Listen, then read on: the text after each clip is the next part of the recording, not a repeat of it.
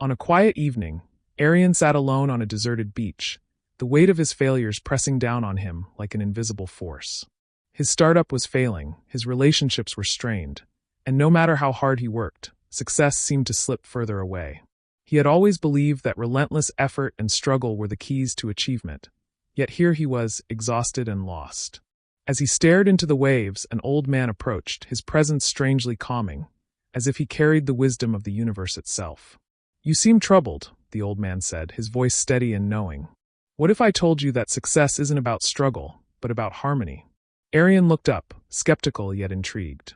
He had tried everything, late nights, endless planning, pushing himself to the brink, only to find himself back where he started. The old man smiled as if he had seen this before. "Let me tell you about the 7 spiritual laws of success," he said. "If you understand them, if you live by them, you will see that success isn't something to be chased.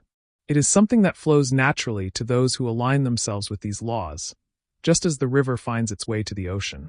He sat beside Arian, gazing at the endless horizon, and began his tale. "Everything in the universe emerges from pure consciousness," he said.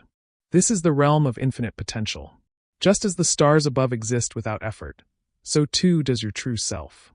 But most people are trapped in their ego, believing they are only their achievements, failures, and the roles society has assigned to them. The first law is the law of pure potentiality. To access your limitless potential, you must quiet your mind.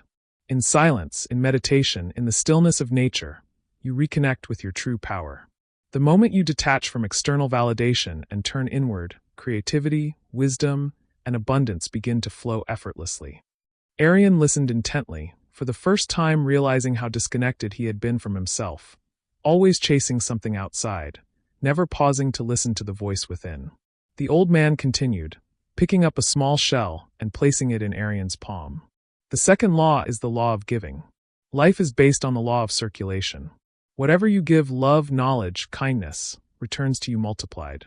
The wealthiest people in the world understand this.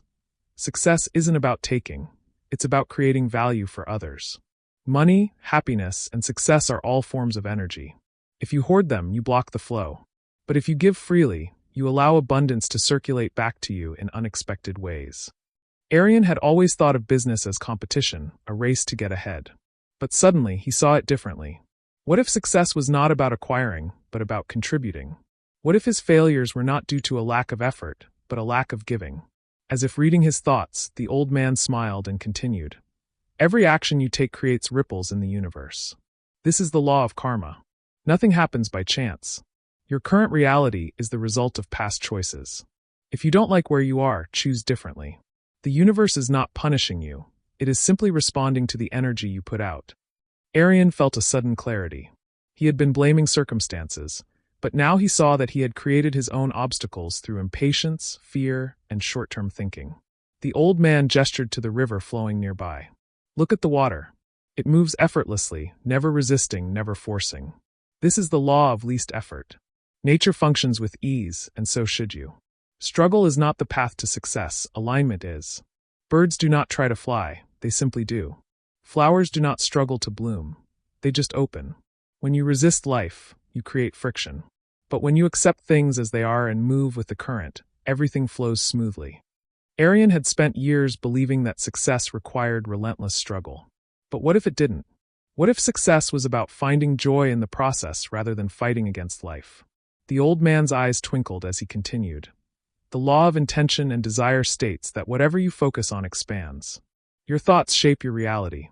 If you focus on fear and failure, that is what you attract.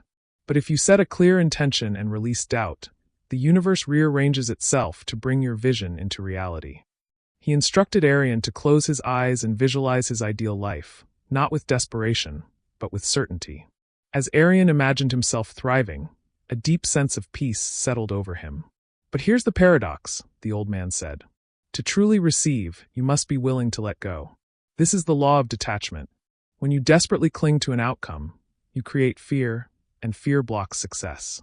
Have you ever noticed that the things you chase the hardest often elude you? That's because attachment creates resistance. The moment you trust, surrender, and allow things to unfold naturally, what you desire flows to you effortlessly." Arian thought about all the times he had tried to force success, only to push it further away. Perhaps it was time to let go, to work with love rather than desperation. Finally, the old man handed Arian a blank book. "The last law," he said, "is the law of Dharma. You are here for a reason. Your unique gifts, your passions, your talents, they are not random. When you align with your purpose and use your skills in service of others, not only does success find you, but you experience a fulfillment far beyond wealth or fame. True success is not about what you achieve, but about who you become." As the sun dipped below the horizon, Arian felt something shift deep within him. He saw his failures not as punishments, but as lessons. He saw success not as a prize to be won, but as a natural state of being. Over the coming months, his life transformed, not because he struggled harder, but because he applied the 7 laws with faith and consistency. His business flourished, not because he chased money, but because he focused on serving. His relationships healed, not because he demanded love, but because he gave it freely. And above all, he felt at peace, not because he controlled everything, but because he trusted in the flow of life. As he sat on the same beach one evening, watching the waves move effortlessly toward the shore, he whispered, "Thank you." He had finally understood. Success was never about fighting. It was about flowing. It was about trust. It was about living in harmony with the universe. And for the first time in his life, he knew he was truly free. If you liked this summary, consider subscribing to our channel. Your support gives us the motivation to keep creating more engaging content.